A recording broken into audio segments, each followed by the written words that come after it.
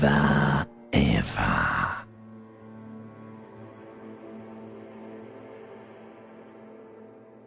An inordinate amount of time passes. It is utterly void of struggle. No ex-wives are contained within it.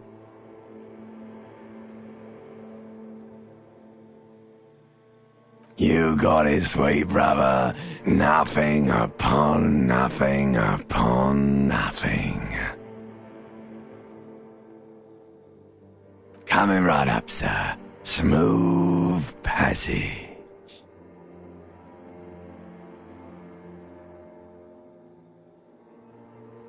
Alright, nothing town to fuck all borough.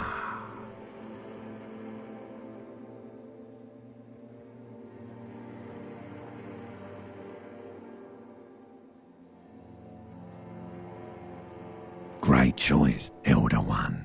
It has always been like this, and it always will.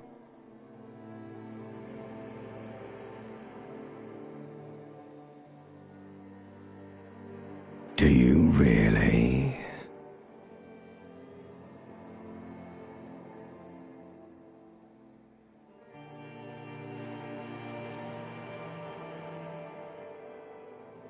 The song of death is sweet and endless.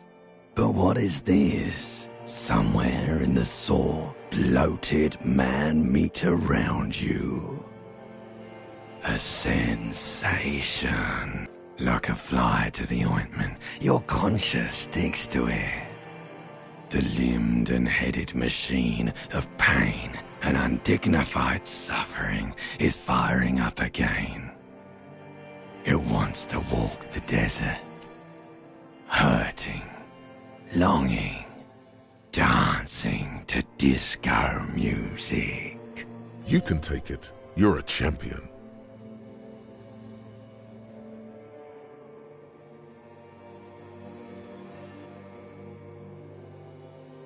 The stench of liquor rises from your mouth, and with it, an ungodly headache.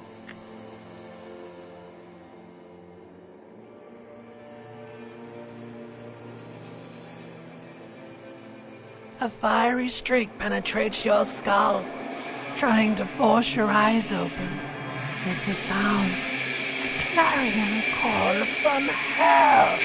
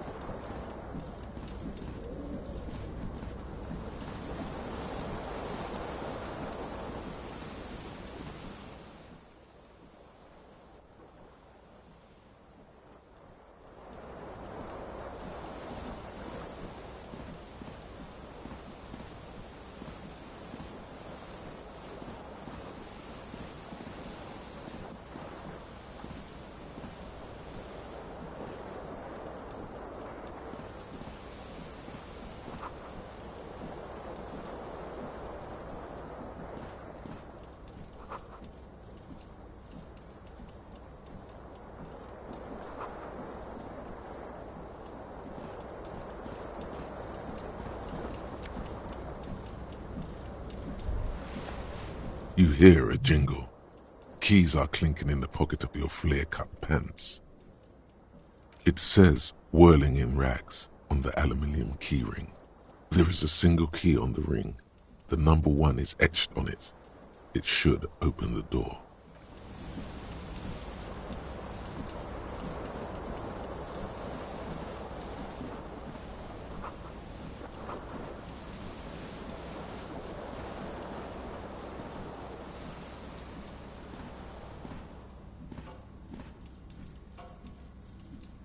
A mirror hangs above a bent and broken sink. In a fierce discharge of masculine energy, someone has ripped half the faucet off. Hot water sprays from the base and steam covers the mirror. You cannot see yourself, just the outline of a man. Suddenly, you realize you have no memory of the face that awaits you there, underneath the soft vapor.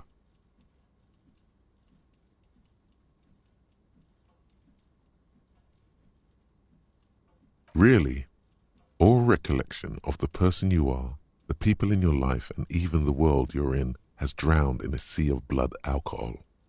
This was no mere night of drinking. It was a deluge of world-ending proportions. As you slowly reach your hand towards the surface of the mirror, abort. You clearly have not thought this through. You won't like what you see there, and you will never unbecome it.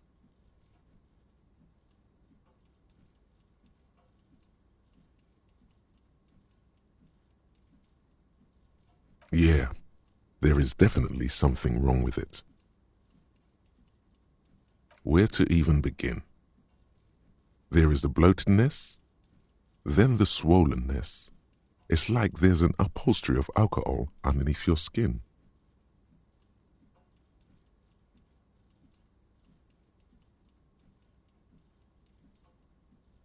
It's not.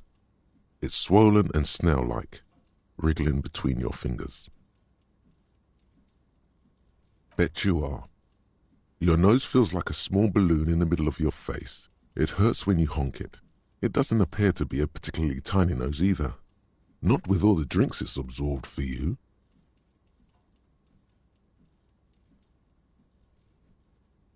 Behold.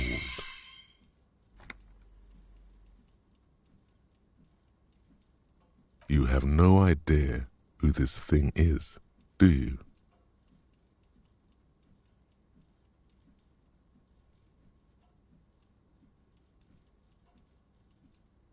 Too late. You clearly have rigor mortis on your face. Or wait, is that an expression?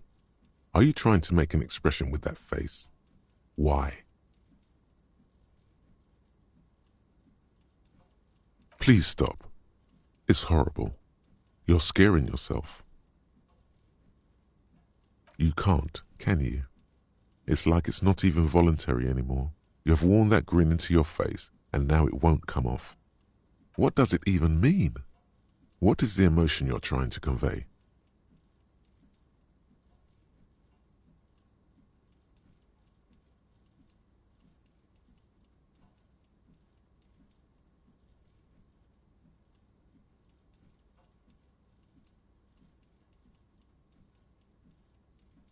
There might have been, 10 years ago. It's little more than a cadaverous spasm now.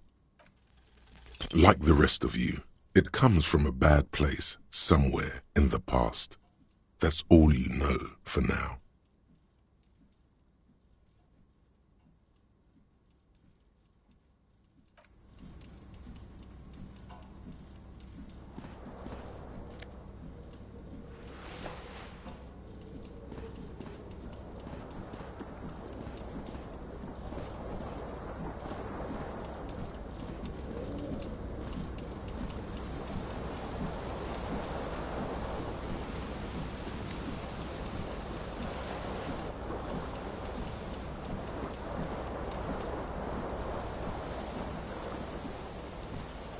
The window stands broken in its frame. Cold wind blows in. What do you mean, assess the damage?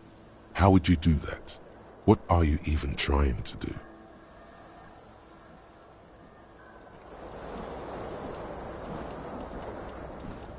This fan has 2 chain pull switches.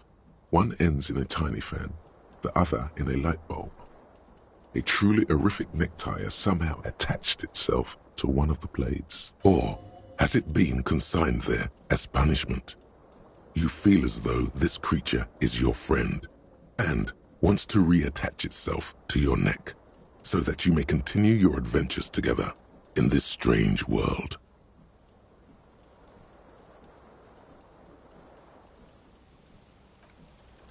You swoop up and catch the tie. Snap. It's released from the blade. Warning, warning, the necktie is no longer contained. What you have in your hand is a fantastically colorful tie with 4 or 5 different patterns. The knot reminds you of a noose.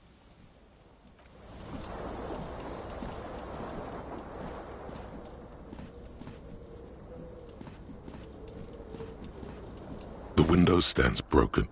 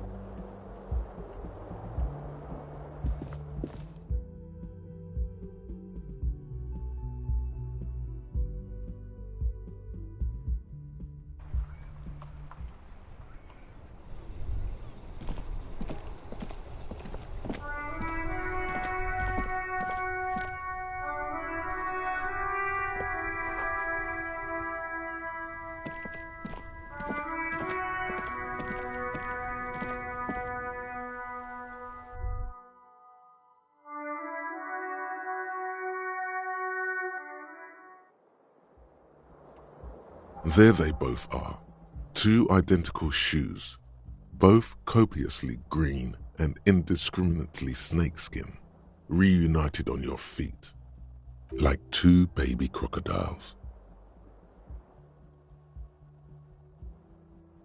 Good, they're balanced, comfy.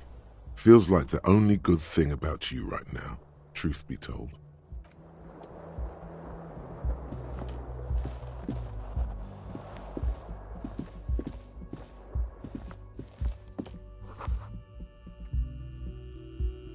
Hello, officer. The young woman raises a cigarette to her lips. Her eyes are brown and her face is speckled with birthmarks. She can't be more than 28.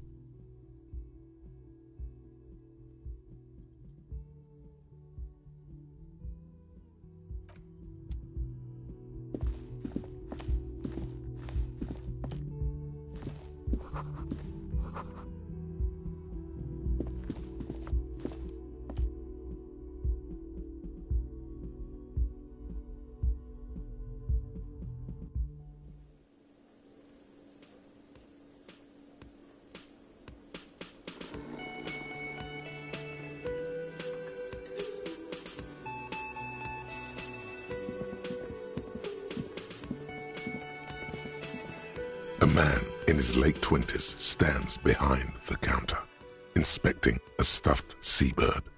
As you approach, he gives you that was disdain in his eyes. Even now he's purposely ignoring you.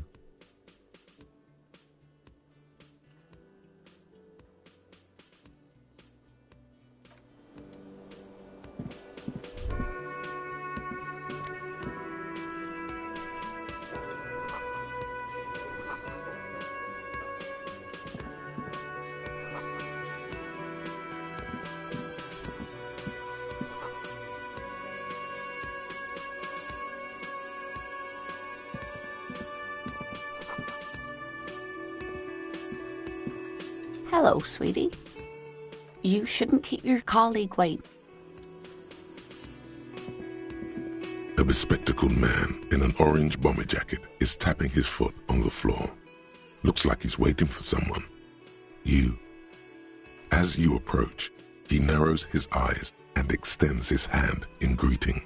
If an assault were launched on this building right now, If the windows came crashing down and the whole world descended upon you, this man would hurl himself in death's way to save you. You are sure of this, but why?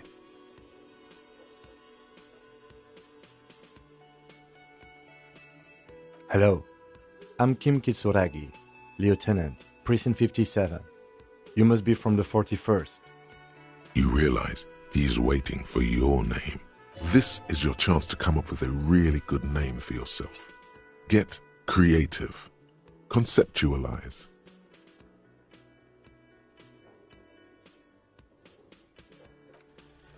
Concentration makes you squint your eyes. Your name should be deep gold and orange, like a forest fire looming on the horizon, but mixed with the stench of liquor rising from your breath.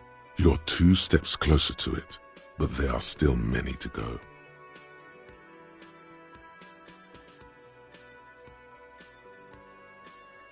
Okay then. It looks like we had a little scheduling error on Sunday. Saturday too, actually. Have you had time to talk to the manager here?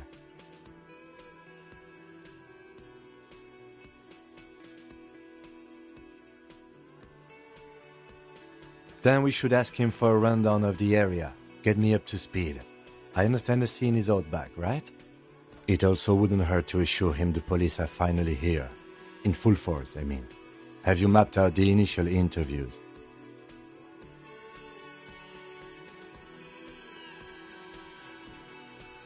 Okay, we'll have time for that after we take a look at the coroner's case. Have you removed the dead body from the tree?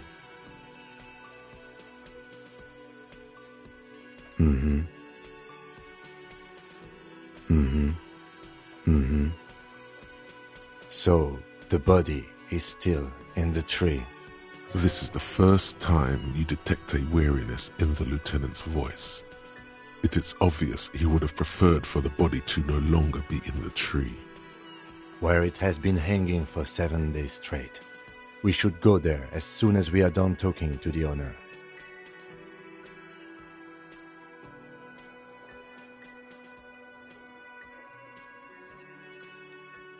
I can see you drank last night and the night before, and that you are still drunk now.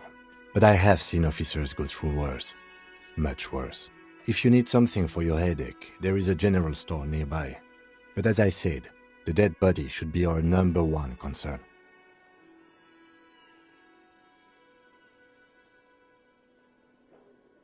After you, officer. If you're about to embark on an investigation, shouldn't you have a badge? You mean you don't have a badge? Losing your identification card is a serious matter. My vehicle has a shortwave. You can use it to report your badge missing. I advise you to try to locate it as quickly as possible. But getting the body down should still take precedence. Lieutenant Kitsuragi is now in your party. You can talk to him whenever by interacting with him.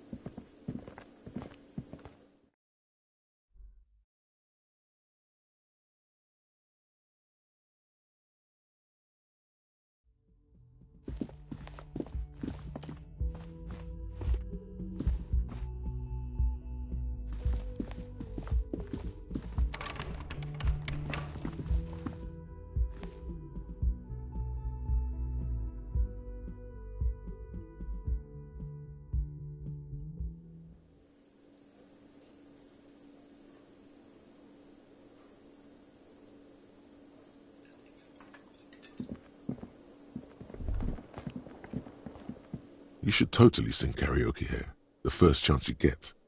Your emotions need to be expressed. People need to know your vast, oceanic soul.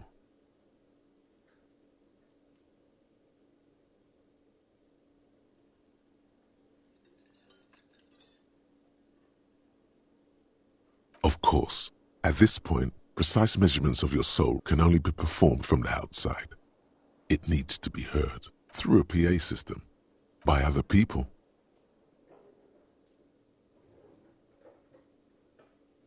You have not yet stumbled on the right lamentation, but it's out there. It'll come to you. You will wreak havoc with it. Don't worry.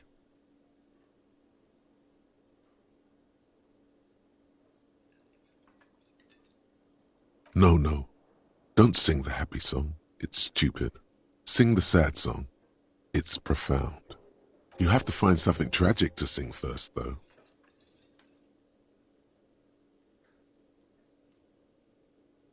You have not yet stumbled on the right lamentation, but it's out. Serves them right. You have to find something tragic. You have not yet stumbled. Serves them right. You have to find...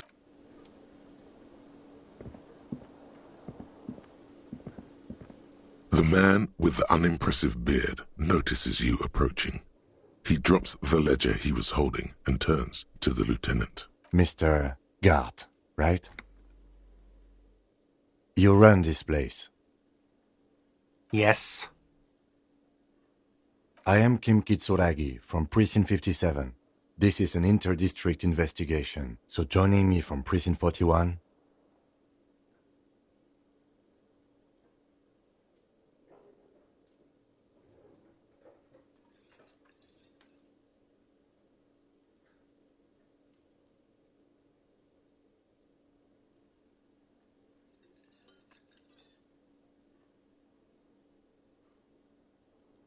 Are you kidding me?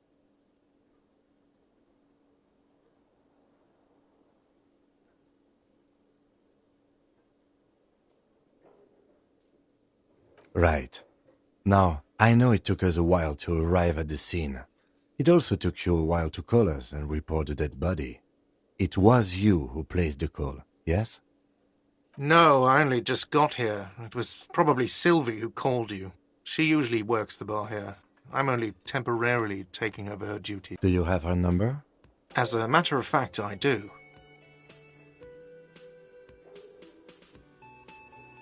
You said you just got here. From where? Are you a local? What, of Martinez? No. I live in Jamrock. I only sometimes come here to keep an eye on the place. This is just one of the many cafes. But you still know your way around, yes? In case we need directions. Yes, I know where some things are, but as I said, I don't live here. I just used to work here. And I'm not going to start working here again, if that's what you think. I didn't imply that. Detective.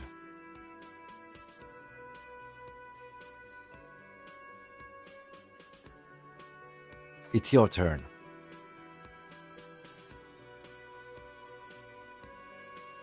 The body was behind the building, right? How do we get there? Behind this building, there's a courtyard. They hoisted him up on a tree there. And how do we get there? See that door there? Go out and turn right. There's a big hole in the fence. No need for a key. Just go through that hole and you'll be in the courtyard. Are you supposed to feel guilty about the hole? His side tells you, yes. Let's go. Not so fast.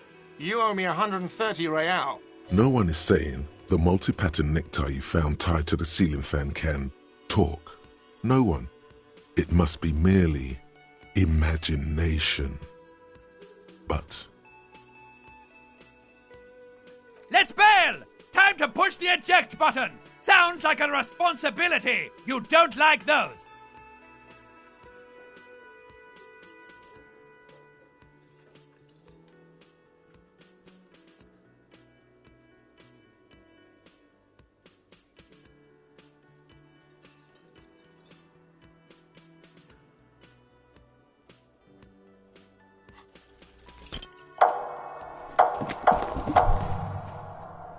One moment you're running like the wind, then you've suddenly turned around and are giving him the finger, furiously, with both hands. Why?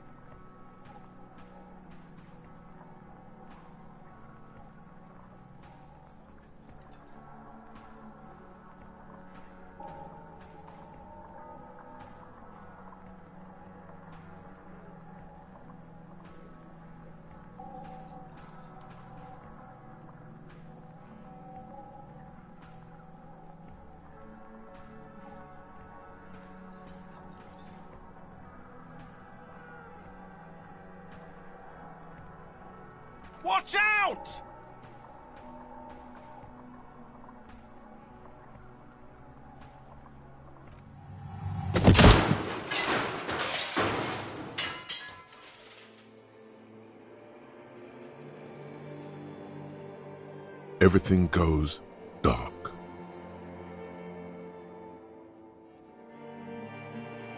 Back so soon?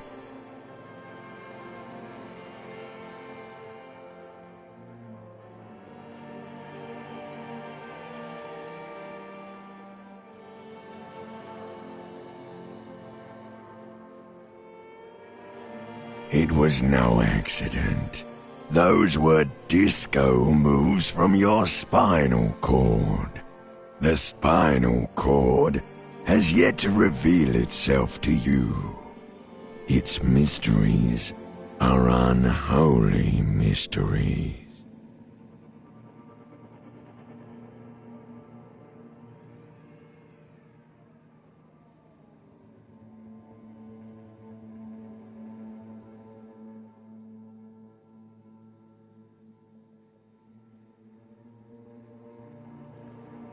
If it comes off like that, it's because it is. And you are.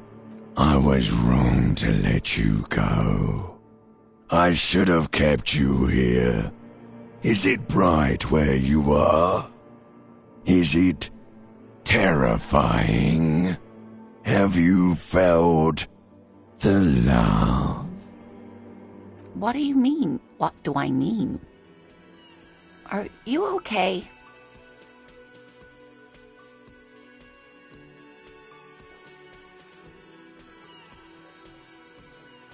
No, you have sustained a trauma to your lower neck.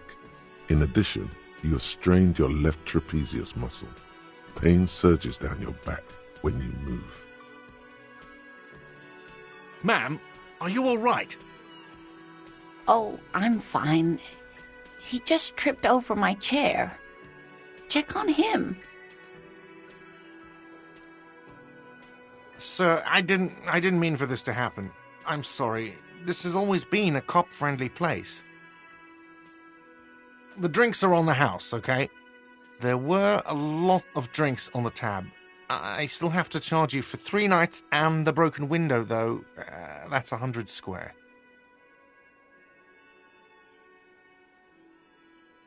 Not entirely cool.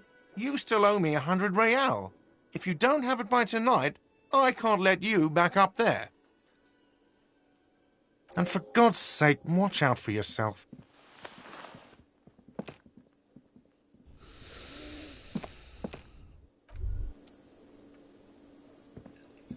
Hello again, sweetie. I see you've met up with your colleague. The lieutenant nods, polite wait. Who's Sweetie?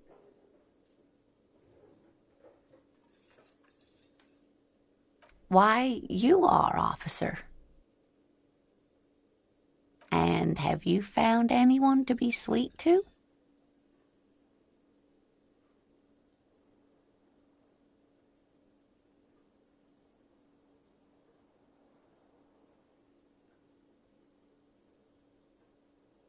What was with that fucking wink?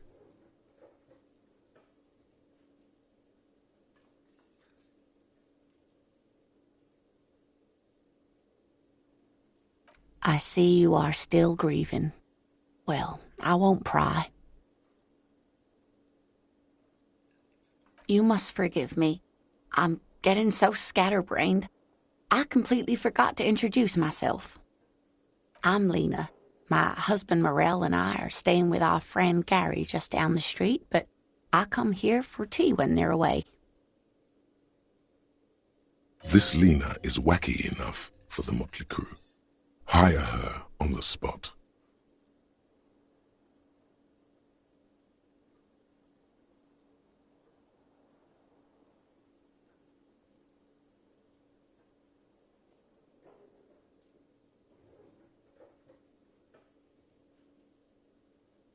Oh, I'm perfectly all right.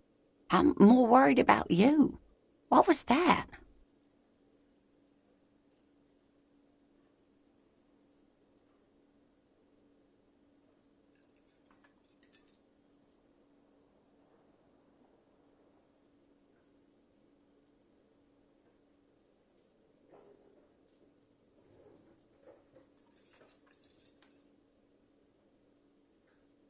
What do you mean? He's just on edge because of the lynching. Don't judge him too harshly. Anyway, I'm glad you weren't injured.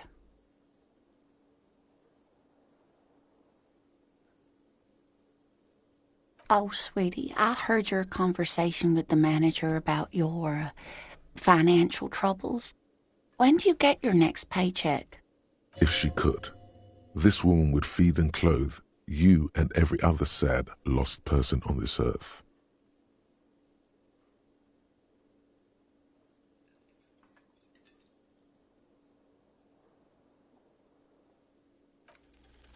Your deportment remains dignified as you shed a single manly tear.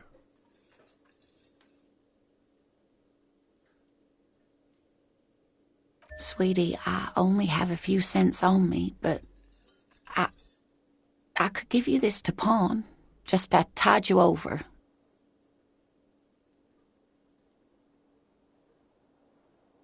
Wonderful. He has a pin. The pin is round and slightly tarnished.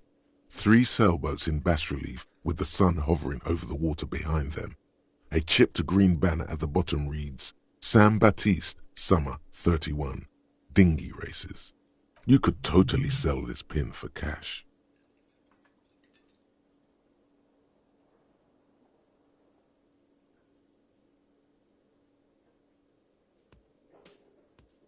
Oh, it's not an ancient family heirloom or anything, but I suppose it would be nice to get it back.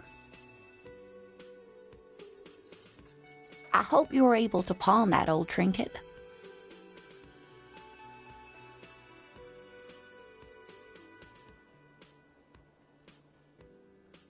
Oh, thank you, dear. I confess I am glad to see it again. Even the lieutenant seems happy with this turn of events. Now, what else, sweetie? Yes, officer. You look rather dazed. Like a stunned fox. But surely things can't be that bad.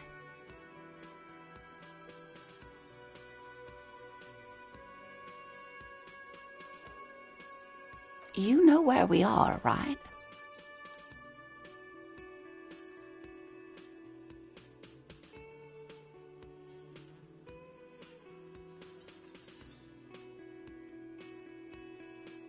That's right.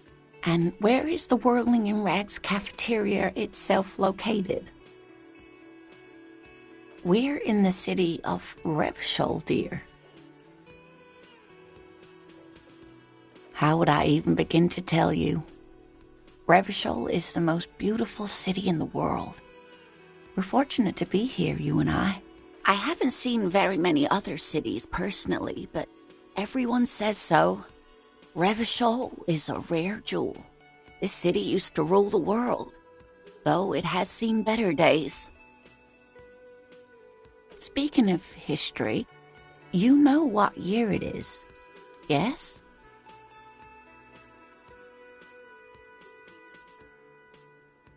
There. The year is 51, and spring has only just started.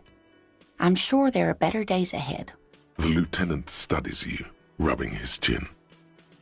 I'm beginning to suspect that you might indeed be completely adrift in this reality, thinks the lieutenant. How can it be that bad? Never mind, we're in this now. I can tell that this is taxing for you, so I'll just ask one more question. What regime are we living under? What mode of government?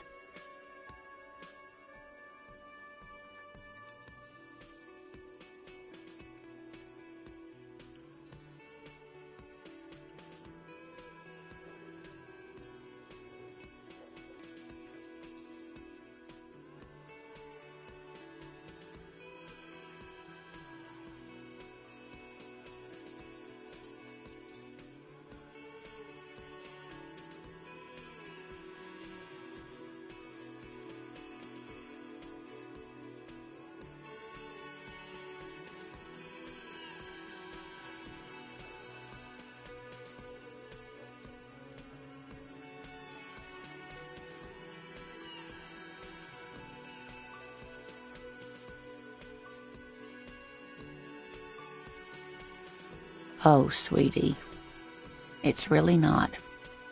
There used to be people who thought that way. Other people who wanted those things, but they all went extinct. Revachol is a zone of control led by an alliance of foreign powers called the Coalition. We have almost no government of our own, and certainly no dictatorship of the proletariat. But they still have cops.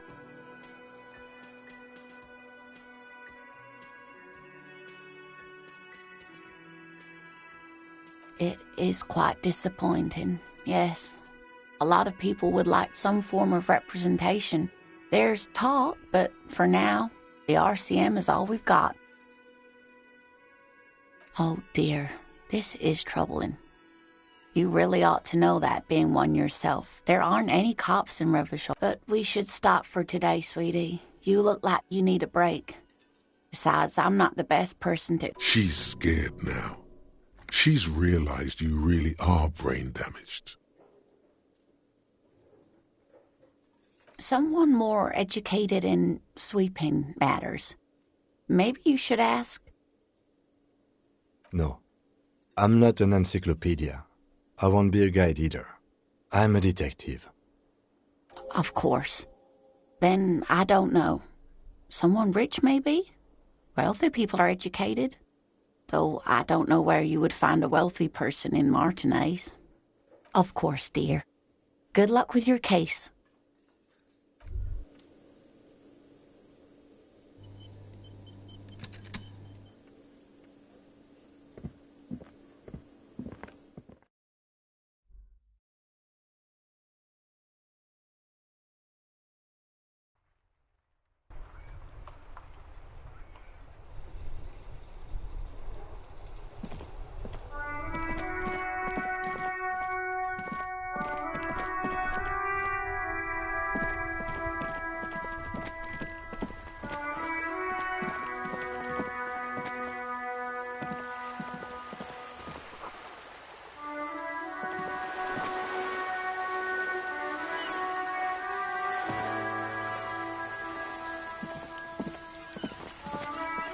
Hello, sir.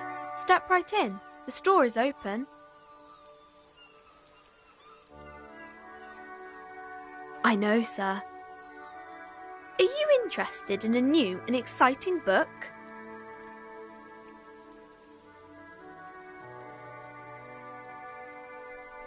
Okay, sir. I'll try to answer any questions you have. I hope they're about books. My name is Annette, sir. My mum, her name is Plaisance. She owns the store. She's inside minding the register or organising the stock.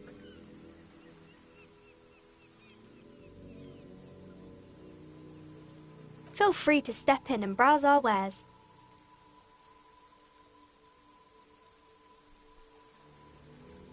I'm signalling that the store is open. Otherwise people might not know. They'd miss out on the crime, romance and biographies of famous people. A sudden gush of wind turns the pages of the books on the counters. She covers her face, smiling, but she's cold.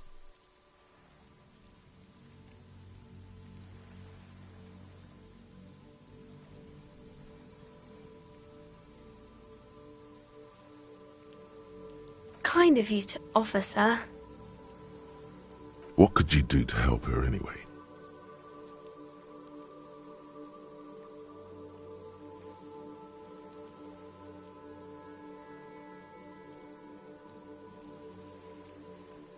Thank you, sir. I'm happy to help Mum out with the store.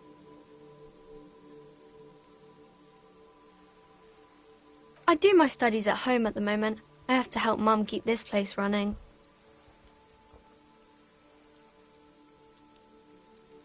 Mum says it's necessary to do both because it builds character. Mum says a proper worker is dutiful. That's how you get ahead in life. You succeed.